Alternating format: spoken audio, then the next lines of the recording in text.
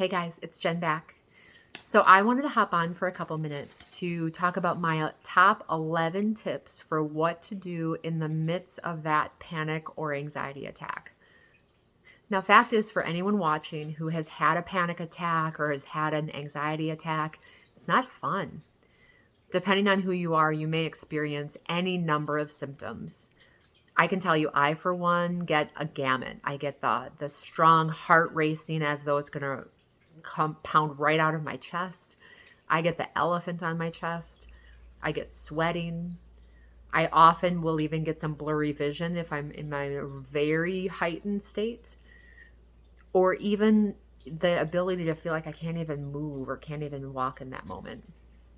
Now, thankfully, with the work that I've done in the last 9 years of my healing journey, the the anxiety attacks I have are very few and very far between. And I've learned what triggers I have and when to be aware of it when they may show up so that I can prevent them. And that leads me straight to my very first tip. Guys, fact is if you struggle with panic or anxiety attacks or panic or anxiety disorders in any way, it is not a life sentence. And I can tell you, as someone who had anxiety for decades, and I didn't show it externally, but internally, man, I really troubled myself. And as someone who lived with that for as long as I did, now being on the other side and having rare days of full on anxiety, I can tell you that there is another side. And the very first opportunity for you is to decide to say, yeah, I don't need to live with this. And this isn't a life sentence for me. Because once you decide that, then your brain goes into, oh, we don't have to live with this and we can move forward. Move forward is my first invitation for all of you. Okay, so that one was on a side. So maybe we'll have 12 tips. So first side, and really remind yourself that this doesn't define you. It doesn't have to define you, and it doesn't have to be a life sentence. There are things that you can do to lessen and prevent and be freer of anxiety. I'm proof of that. So first things first, when it comes to panic or anxiety attacks, the first thing that I recommend is when you're not in an emotionally heightened state, take a look at when those moments show up for you. All of it. Look at the environment you're in, the people you're with, what triggers you, even the food that you're eating, the sleep that you're having. Once we get awareness of the entire circumstances and how our environment is in those moments, then we can start dialing it in to say, okay, this is a pattern. Anytime that this happens, then this. Then we can really get to the heart of that. Because oftentimes the anxiousness, the panic that we're feeling may be from outside circumstances, but more so, there's so many things that happen throughout our entire lifetime before we even recognize it that are sitting in our cells, in our genes. And if we start getting to the root of those and letting those go, we lessen that panic and anxiety for moving forward. So that's number one. Recognize it, get to the root of it when you're in a more calm state. Second, breathe. Just breathe. Now, I don't want you to get hung up on the type of breathing, because I can tell you, for me, when I was in my most anxious states, even getting a deep breath was not going to happen. But in reflection and knowing now what I didn't know then, just the simple art of breathing and focusing on that oxygen going in, of course, working to get it all the way to the diaphragm, but at first just making sure we're continuing to breathe is number one. Three of my favorite breathing techniques to help is, number one is box breathing. And that is simply 4, in for 4, hold for 4, out for 4, hold for 4. So it looks like this.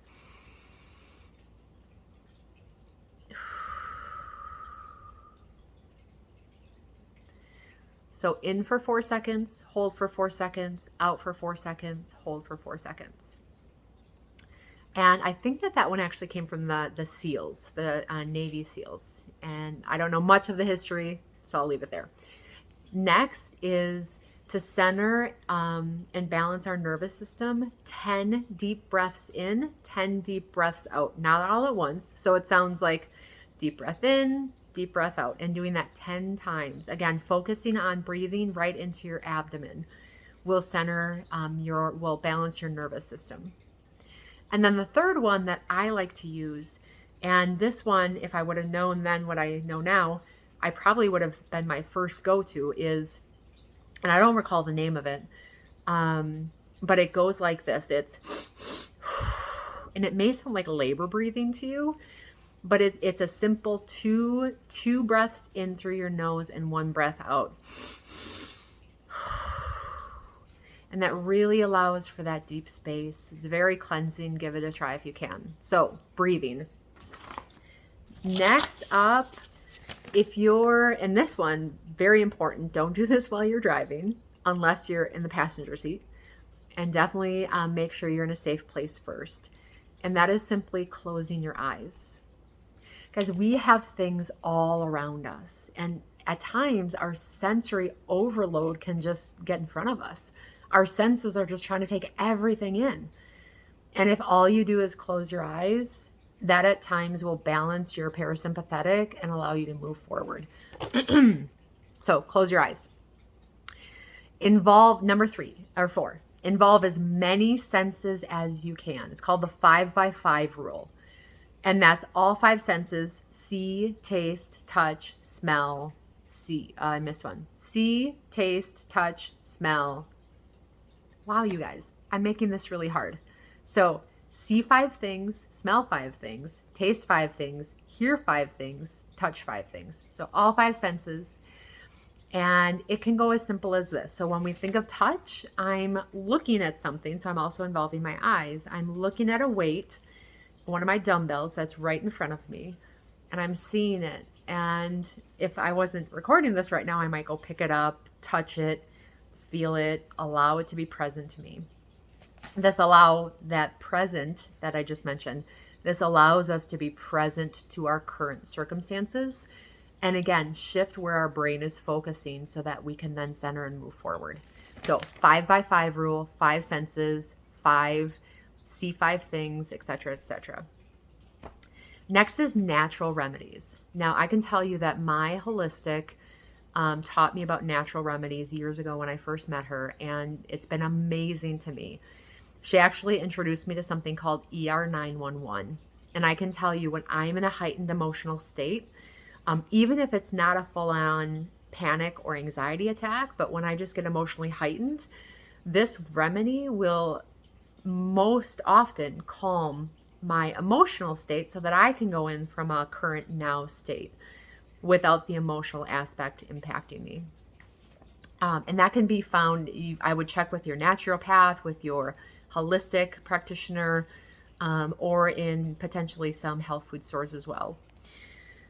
Another that I haven't used directly, but I know a number of my clients rely on, is something called Rescue Remedy. Again, I don't know enough about it to speak to it, but I have a lot of people who rely on it heavily. And 2 more that I find more preventative as opposed to in the moment, nonetheless beneficial to have on hand.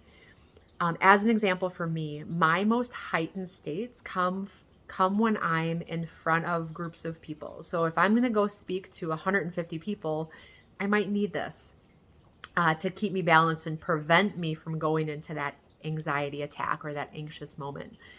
And these 2 that I'm referring to, one is called Ignatia and the other is called Argentum. They come in a little blue bottle and they're little white pellets that you simply put under your tongue. So I would check those out. As always, guys, before you add in anything, I would check again with your practitioner, whether you choose Western side of things. I choose more holistic and natural.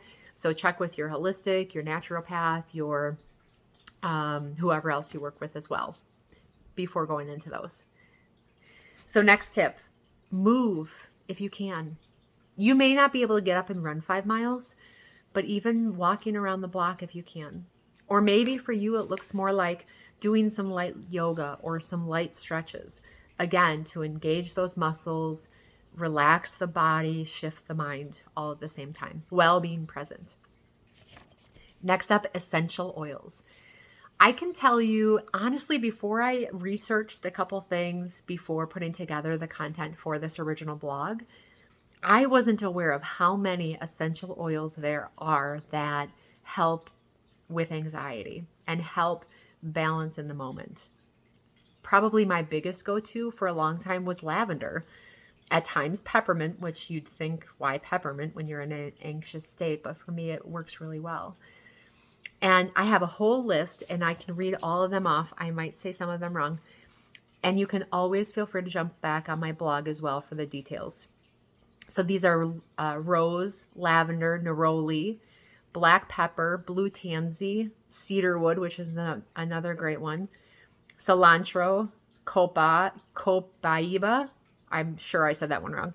Frankincense. Again, frankincense is just such a magical essential oil. If you don't keep it on hand and you're open to checking out oils, I highly recommend.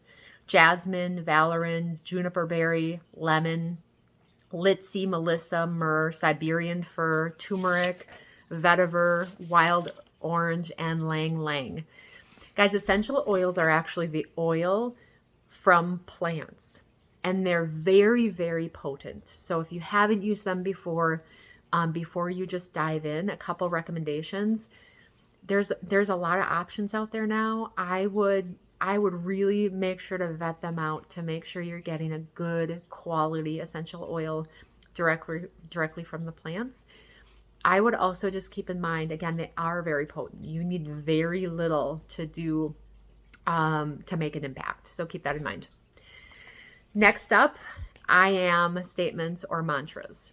Now, I am or mantras may or may not work for you in certain moments. I can tell you for me, they work more so in some moments than others. In a panic or anxious state, maybe something that you simply go to is, I am safe. This will move on. A couple more you could try is, this will pass. I am present. I am in control. Be calm. Whatever lands best for you. For me, I can tell you just the stay present, Jen, be with your audience. And just saying things like that for me, and when I generally get heightened, generally helps me. But again, figure out what lands best for you. Finally, talk to someone.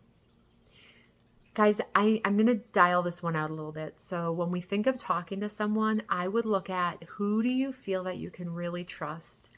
Build that one or two people that are going to be your go-to, that you can say anything to without fear or judgment or pushback or anything. And that will just be with you in that anxious, panicky moment so that you can work through it. And at times you may have that moment that you don't want to talk to anyone. I can tell you, when I'm in the midst of an anxiety attack, I need to just be with me. And talking to someone doesn't usually help. You may be the opposite. You may exactly need that. So take a look internally and say, okay, what's going to be best for me in this moment? And how can I best move forward from it? And then finally, as I mentioned in the start, when you're not in an emotionally heightened panic or anxiety attack, take a look.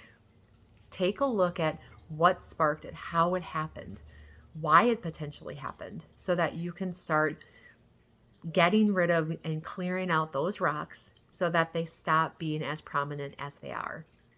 All right, guys, that's all I have for today. So I hope this helped. If you have any questions or follow-ups or additional suggestions, feel free to drop them in the comments of what you do in those states. And as always, if you enjoy my content, share it along, like, and subscribe. All right, guys, we'll see you next time. Bye.